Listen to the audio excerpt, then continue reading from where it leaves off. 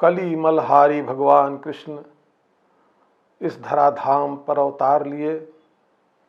अवतार लेने के बाद उन्होंने अनेकों लीलाएं की। राजा परीक्षित को गंगा तट पर भगवान की लीलाओं का श्रवण करा रहे हैं, उनकी बाल लीलाओं का श्रवण कराया, अन्य उनकी वीरता की लीला का भी श्रवण कराया। परीक्षित प्रश्न पूछते हैं, हे प्रभु, सुखदेव जी से प्रश्न पूछते हैं कि भगवान अंतःकरण में रहकर अमृत तत्व को प्रदान करते हैं और बाहर उनका जो बाह्य रूप है वह काल स्वरूप है। अब हम उनकी काल लीला का श्रवण करना चाहेंगे। आखिर भगवान अपने ही कुल का, यदु कुल का विनाश क्यों कर डाला? वो तो उनके अनुयायी थे, उनके भक्त थे, उनके अनुकूल थे और यदुवंशियों के एकमात्र आश्रय थे।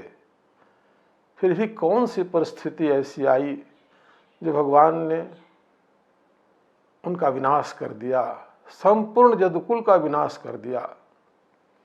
तब सुखदेव जी कहते हैं कि जब देव दानव का युद्ध हुआ था, उस युद्ध में अनेकों भयंकर दानव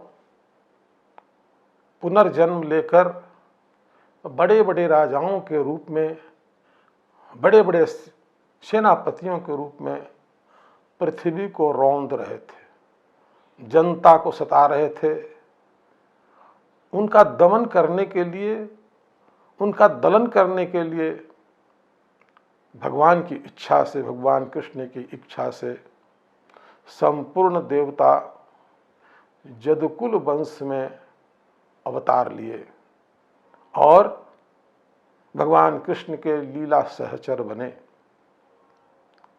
जब भगवान कृष्ण इस धराधाम पर अवतार लेते हैं तो उनके साथ बलराम जी भी आते हैं, जो शेषनाग और शेष स्वरूप हैं। भगवान ने बहुत से दैत्यों का वध किया। उस समय कंस के समय में प्रलंबासुर, बकासुर, अघासुर, अनेक असुर थे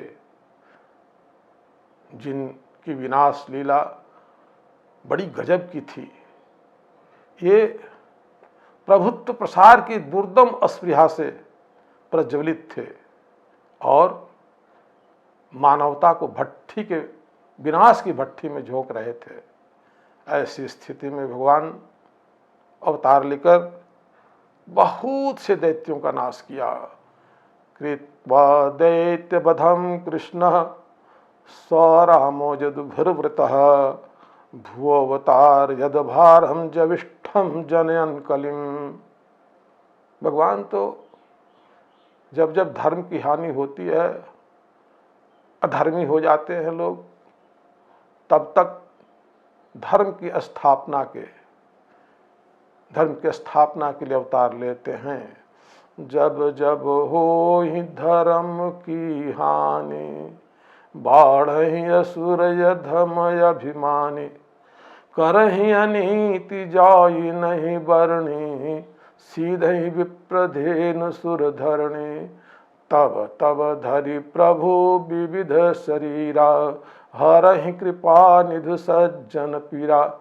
सज्जनों की पीड़ा को दूर करने के लिए भगवान अवतार लेते ही हैं। ये एक सिद्धांत की बात है। इसी सिद्धांत के अनुकूल भगवान ने कंस के समय अवतार लिया और बहुत से दानवों का, जो दानव के रूप में, जो दानव राजाओं के रूप में थे, सेनापतियों के रूप में थे, उन सबका संहार किया। और उनके संहार में यदुवंशियों का सहयोग था, बलराम जी का भी सहयोग था। इस तरह से उन्होंने बहुत हद तक पृथ्वी का भार उतार दिया, क्योंकि पापी पृथ्वी के भार होते हैं। जब जब पाप बढ़ जाता है तब तब पृथ्वी आक्रांत हो जाती है, पृथ्वी पापियों से आक्रांत हो जाती है, और वह आक्रांत होकर पृथ्वी भगवान से निवेदन करती है, इस भूमि का भार आप हरण करें। भगवान आश्वासन देते हैं, भूमि का भार हरण करते हैं। अब ये दैत्य तो भूमि के भार थे, इनका तो विनाश किया, संहार किया, लेकिन इसके बाद भी बहुत से दैत्य राजाओं के रूप में, सेनापतियों के रूप में पृथ्वी पर थे।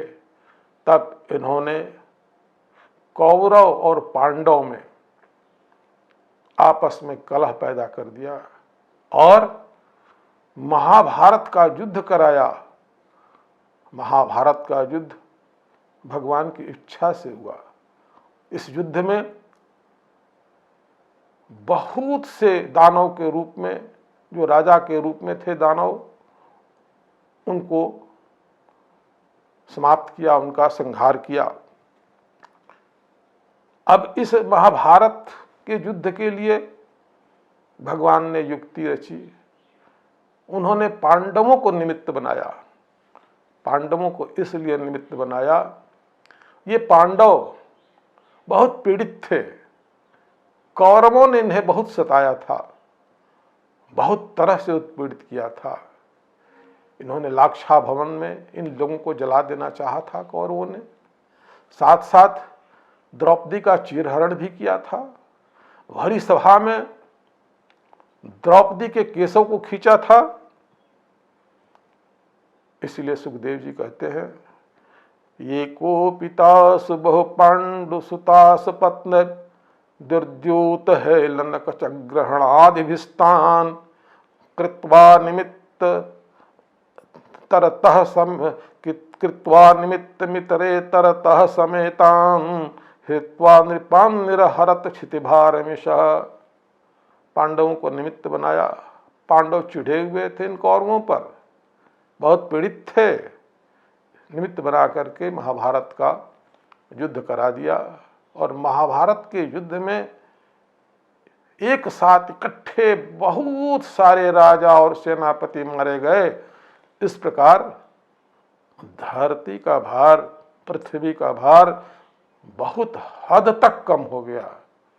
दुनिया के देखने में दूसरों के अनुसार पृथ्वी का भार समाप्त हो गया, लेकिन भगवान ने सोचा कि नहीं, अभी पृथ्वी का भार समाप्त नहीं हुआ है।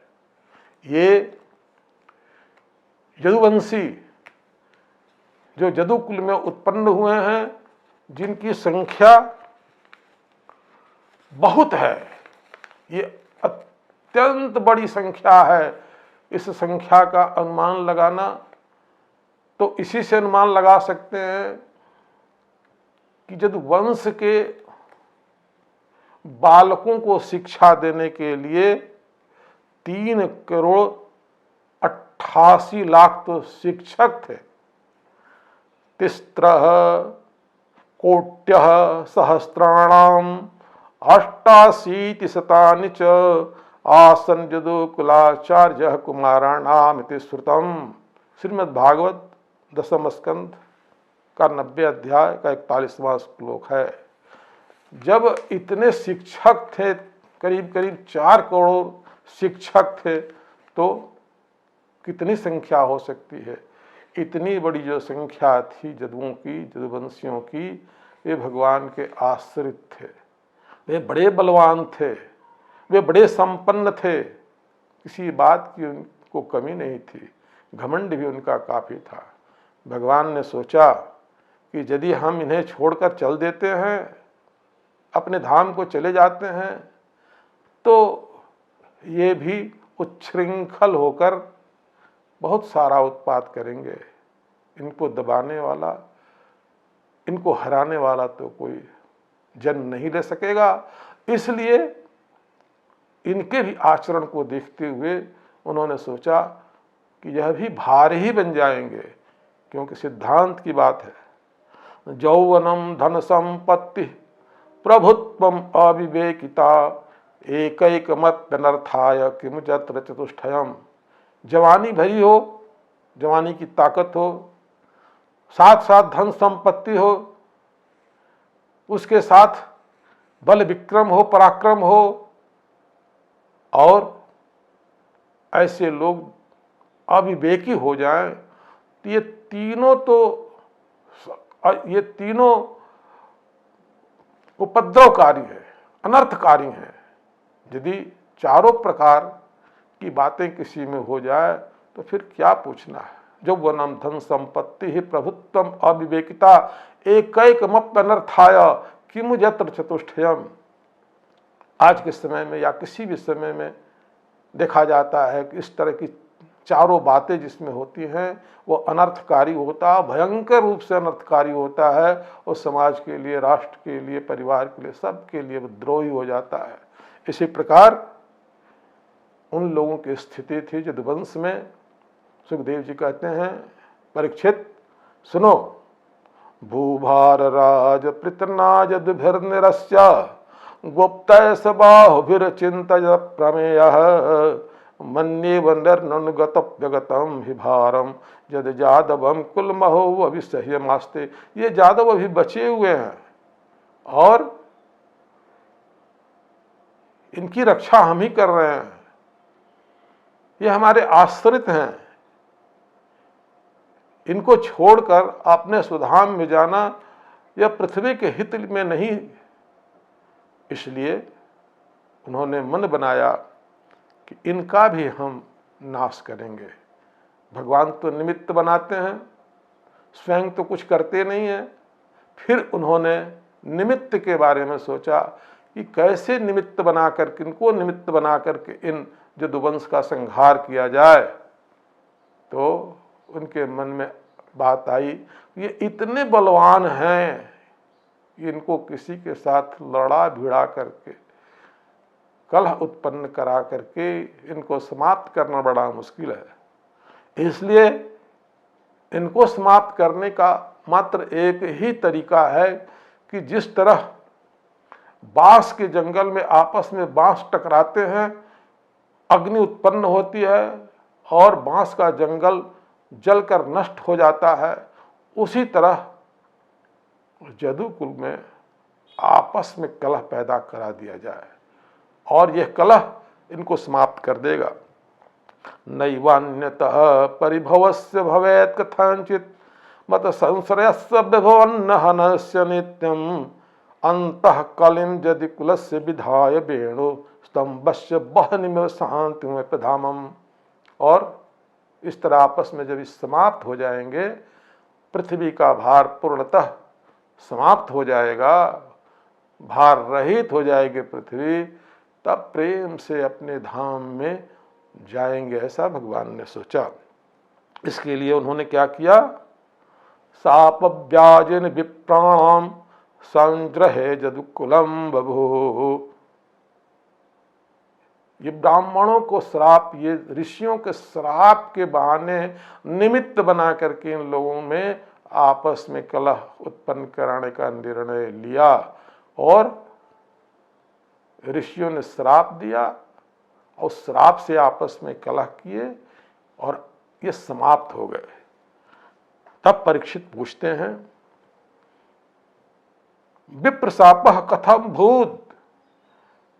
ये यदुवंशी ब्राह्मणों के भक्त थे, वृद्धों के सेवक थे, भगवान के अंतरंग थे, उनके लीला सहचर थे। आखिर कौन सी परिस्थिति आई कि ऋषियों ने इनको श्राप दिया।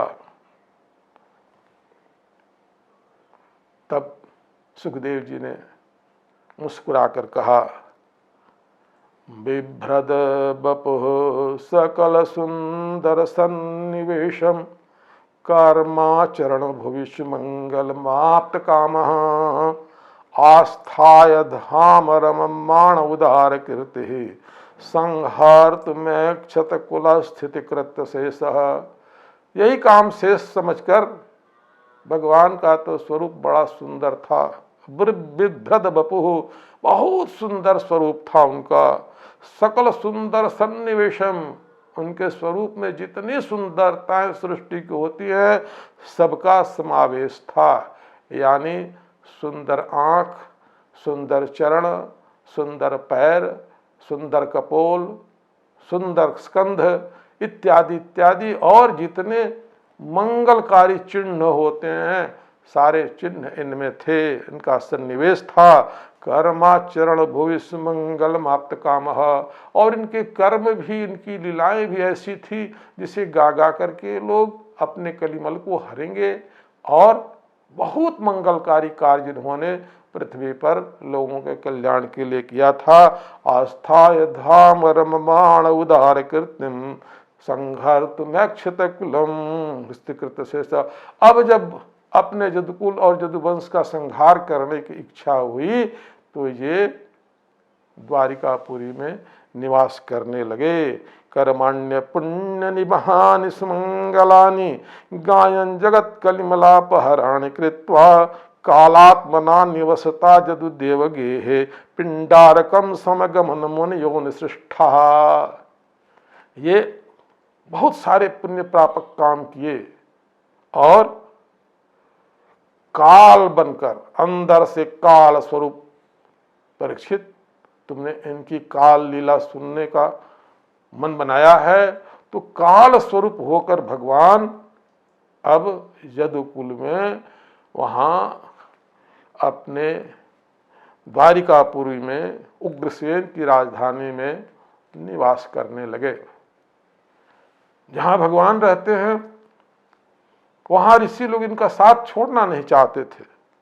इसलिए बहुत सारे ऋषि, जिसमें विश्वामित्रो, असितो, कण्वो, दुर्वासा, भृगु, अंगिरा, कश्यप, वामदेव, अत्रि, वशिष्ठ, नारद, ये सभी ऋषि इनके पास आसपास रहने लगे। भगवान ने इन्हें विदा कर दिया लेकिन फिर भी इनका साथ छोड़ना नहीं चाहते थे। ये पिंडारक क्षेत्र में बस गए, रहने लगे, भगवान का भजन करने लगे। अब वहाँ भगवान की प्रेरणा से ऐसा होता है कि यदुवंश के युवक, कुछ युवक एक साथ मिल गए और उनके मन में मजाक की बात सूझ गई। उन्होंने जाम्बवंती के पुत्र सांब के पेट में कुछ कपड़े लपेट दिए और सुंदर सी साड़ी पहनाकर, टीका इत्यादि करके, गहने पहनाकर एक सुंदर नारी का रूप बना दिया। और वह नारी गर्भवती के रूप में इसका स्वरूप बन गया। इस तरह गर्भवती नारी बनाकर सांब को सभी यदुवंश के युवक ऋषियों के पास गए। उस समय ऋषि आपस में सत्संग कर रहे थे। जाकर शिष्टाचार से प्रणाम किया। प्रणाम करने के बाद कहा, आप लोग भगवत स्वरूप हैं, हम लोगों की एक शंका है। ये स्त्री हम लोग के साथ है, इसके पेट में बच्चा है, यह जानना चाहती है कि पुत्र होगा कि पुत्री होगी। भगवान की प्रेरणा थी, ऋषियों को क्रोध आ गया। उन्होंने कहा, जनिष्यति वो मंदा मुसलम कुलनाशनम, न बेटा होगी न बेटी होगी, इसके गर्भ से एक मूसल पैदा होगा जो सारे कुल का नाश कर देगा। उन्होंने पेट खोलकर देखा तो सांब के पेट से एक मूसल मिला। बड़े चिंतित हुए, अब क्या होगा। भगवान कृष्ण से ये बात छुपा लिया। इन लोगों ने उग्रसेन को जाकर के सारी बातें बताई। चिंता का पहाड़ टूट पड़ा इन यदुवंशियों पर। लेकिन जहाँ भगवान का साथ नहीं है वहाँ कोई उपाय भी काम नहीं करता है। उग्रसेन ने कहा, इस मूसल का चूर्ण बना दो। चूर्ण बना दिया गया और उसमें एक लोहे का टुकड़ा बचा। उस चूर्ण को समुद्र में फेंकवा दिया। वह समुद्र उस चूर्ण को अपने ढेव के साथ, अपनी तरंग के साथ बाहर फेंक दिया, जो घास, ऐरक घास के रूप में परिवर्तित हो गया। और जो लोहे का टुकड़ा था उसको एक मछुआरे ने मछली के पेट से निकाला और अपने तीर की गांसी में लगा लिया। भगवत ज्ञात सर्वार्थम ईश्वरोपि तदन्यथा कर्तुम नैक्षद विप्रशापम काल रूपेण मोदतः। भगवान कृष्ण सारी बात जान गए। वो चाहते थे ब्राह्मणों के श्राप को, ऋषियों के श्राप को उलट सकते थे, लेकिन भगवान कृष्ण तो काल रूप में निवास कर रहे हैं। उनका तो लक्ष्य यदुवंशियों का नाश करना है। इसलिए उन्होंने इस श्राप को जानते हुए भी उल्टा नहीं बल्कि इसका अनुमोदन कर दिया। अब ब्रह्मा जी देवताओं के साथ भगवान शंकर के साथ आते हैं और भगवान कृष्ण की प्रार्थना करते हैं। कहते हैं, प्रभु आपने संसार को बहुत कुछ दिया। आपने इस संसार वासियों के लिए, जो आस्तिक लोग हैं, उनके लिए दो प्रकार की नदी बहा दी आपने। एक नदी तो आपकी लीला नदी है, लीला रूपी अमृत से भरी हुई कथा नदी है, जिसको सुनकर लोग अपना कल्याण करेंगे, मोक्ष तक की प्राप्ति करेंगे। और दूसरी आपके पैर की धोवन जल से भरी गंगा नदी है, जिसमें लोग स्नान करके पुण्य लाभ करेंगे, अपने कलिमल को धो लेंगे। यानी दोनों नदी तीर्थ है। इस प्रकार दो महान तीर्थों को आपने यहाँ इन लोगों के लिए प्रस्तुत कर दिया। बिभ्यस्तवामृत कथोदिभास्त्रिलोक्या पादावनेज सरितः समलानि हन्तुम् आनुस्रवं श्रुतिभिरंघ्रिजमंग संगय तीर्थद्वयम शुच सदस्तोपस्पृशन्ति। आपने पृथ्वी का भार भी उतार दिया, बहुत से दानव मारे गए। अब जहां तक यदुकुल की बात है, वो भी ब्राह्मण का श्राप लग चुका है, उनको ऋषियों का श्राप लग चुका है। धीरे धीरे वो भी समाप्त हो जाएंगे। अवतीर्ज दौर्वंशे बिभ्रद रूप मनोत्तमम कर्मण्योद्याम वृत्तानि हिताय जगतो कृथा। ब्रह्मा कहते हैं, निवेदन करते हैं कि आपने बहुत उपकार किया, लोगों का उपकार किया। अब आपके इस चरित्र को, आपकी इस लीला को गा गा करके लोग पुण्य लाभ करेंगे, अपनी पीड़ा दूर करेंगे, संसार के रोग को, संसार के भय को समाप्त कर लेंगे आपकी लीलाओं का गान करते करते। हे प्रभु, आपको जन्म लिए हुए 125 वर्ष हो गए। अब कोई बाकी देवताओं का कोई कार्य बाकी नहीं है। यदुवंश अवतीर्णस्य भवतः पुरुषोत्तमं सरक्षत्तम व्यतीयाय पंचविंशाधिकं प्रभो सरक्षत्तम व्यतीयाय 100 + 25 प्रभो, यानी 125 वर्ष आपके जन्म ग्रहण किए हुए हो गए। नाधुना ते खिलाधारा देव कार्यावशेषितम कुलम च विप्रशापे न नष्ट प्राय भूतम। अब सारा काम हो गया, कोई काम बाकी नहीं देवताओं का।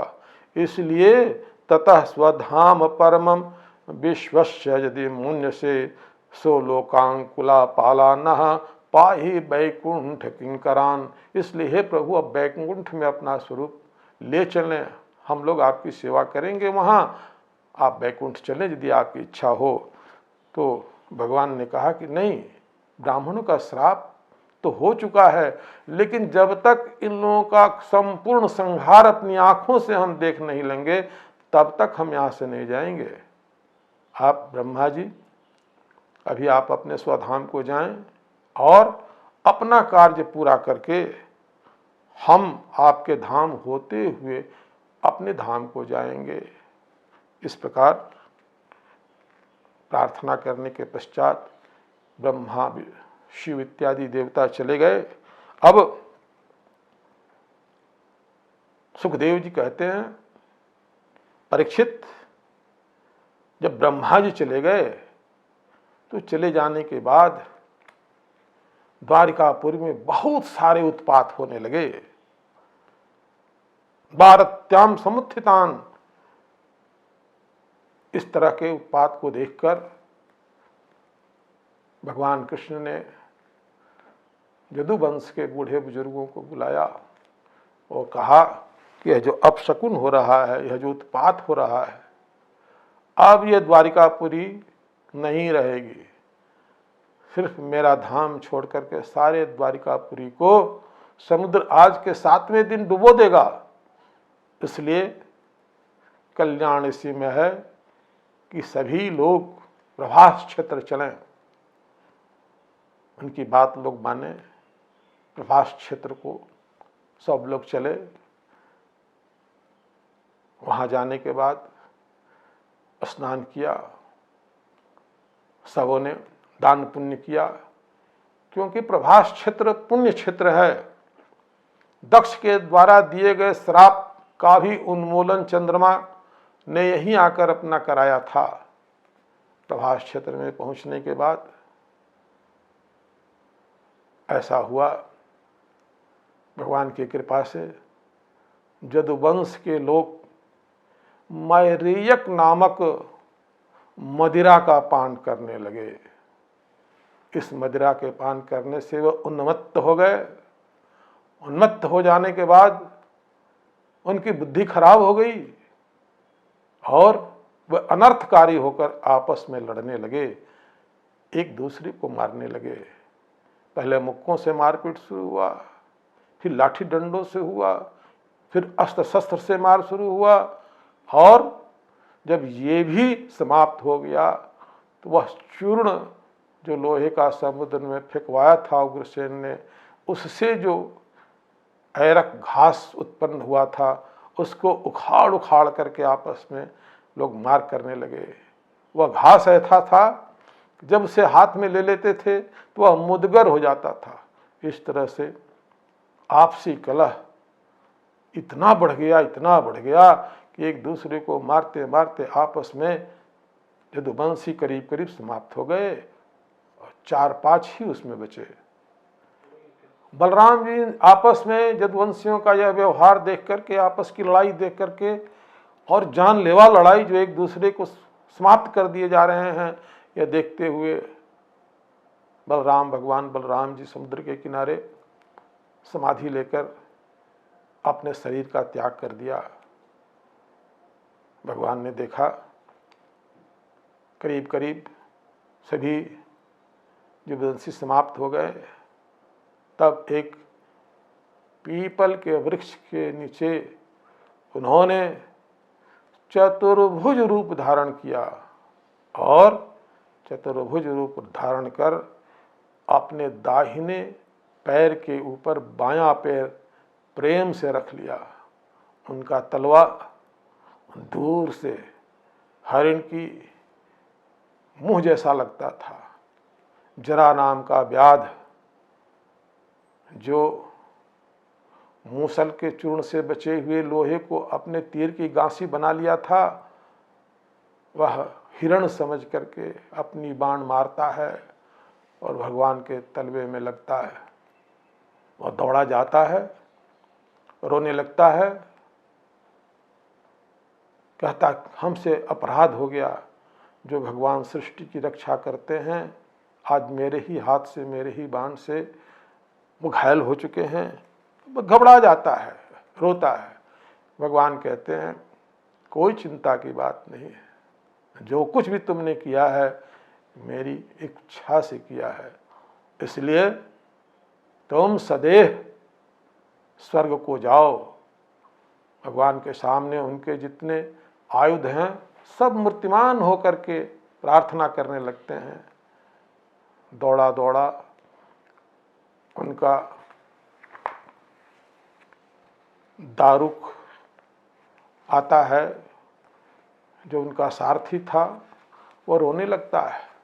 भगवान कहते हैं दारुक को कि अब ये माया मोह छोड़ो, संपूर्ण घटनाओं को हमारी लीला समझो और तुम अर्जुन को कहो कि जितनी बची हुई स्त्रियां हैं, जितने बचे हुए बच्चे हैं, सबको साथ लेकर वो यहाँ से चले जाएं, इंद्रप्रस्थ चले जाएं।